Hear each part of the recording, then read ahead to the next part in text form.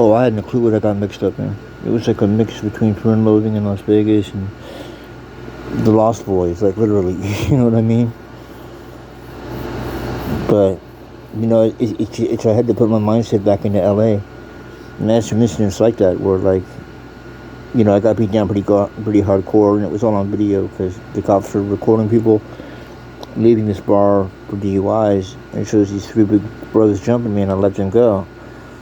At the time, I didn't think much about it, except that, come on, these guys aren't going to go to, jail just because they jumped me. I was talking shit to them about something in the bar. But that was so shocking to the police department that they arrested me because I was too dangerous to be out in public. So, the Angelical, he lives on Mission Road. These balls connect, we just can't do the lines for you, said Johnny Cash. I go back and I look at ICR and I see all these interviews of guys, that are huge now, just like basically is in Europe. You have Saber in Los Angeles. I knew Saber. We all knew Saber. We all knew each other, and that was the odd part about it. Because, they're reaching up into the heavens, which, when they say the heavens, they basically mean behind the, freeway signs and stuff like that. How do they get up there? And we call those the heavens. Because no one ever gets up there. But, he tells a very, very, I would say, almost archaeological, if you look back at it, point of view of what was going on at the time. It's kind of like knowing that you're building the pyramids while you're doing it.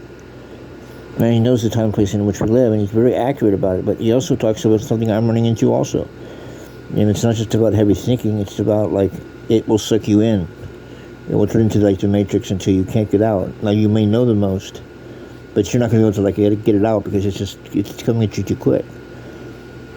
And so I don't blame him for any of this. I love him to death. This is all in the past. This is 10 years ago. 20 years ago, really, to make it all complete. Saber was never in ICR. He was in AWR. He was in MSK. For a slight while, ICR and AWR basically were just hanging out with each other all the time. So what happened was, there would be clubs, there would be events in downtown Hollywood. That would be certain skate companies or whatever it was. And eventually they got associated with these crews. And so Gorilla One, that I started with Eddie in 92 in Tarzana, would throw these clubs, and basically they needed someone to collect the money because it was a one-man gang, or business versus, some of these guys had 5 or 6, 10 guys being club promoters, and they wouldn't pay Eddie his money. So I guess he, got assisted to ICR, who could, basically we got free drink tickets all night, but I was not yet in. I never even heard of ICR. But Eddie was not in it. He knew them longer than me. He introduced me to them, and that's one of the things that's always been kind of a touchy thing. Is fuck that. How did Don, get involved with you guys? And I'm not down. There's like a subcircle of people around who are down, and they are because we'll do anything for them. I'm not saying they're not family, but then there are kind of like a Hell's Angels chapter. There's the top niche group of them, and he was definitely not allowed in that. And one of the reasons was because of what he said about me after, they'll watch you, they see what you do. They hear stories about you. They'll leave you with your girlfriend naked in a hotel room and see what does he do about this. And you'd be shocked sometimes at what the wrong and right answers are. But if you listen to this whole thing and then you put it together with what he says later on, because what happened to him that was really unfortunate, and I wish this hadn't happened, I was not there.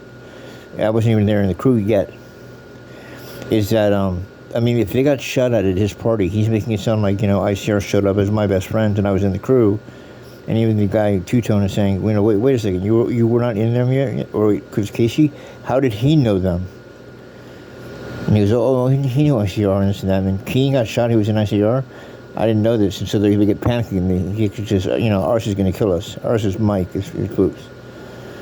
Because chronology is way off, it's way too early. But the point that's so fascinating is, at no point you realize that he is ever in ICR, and yet all the drama he's talking about are all interlinked one into another.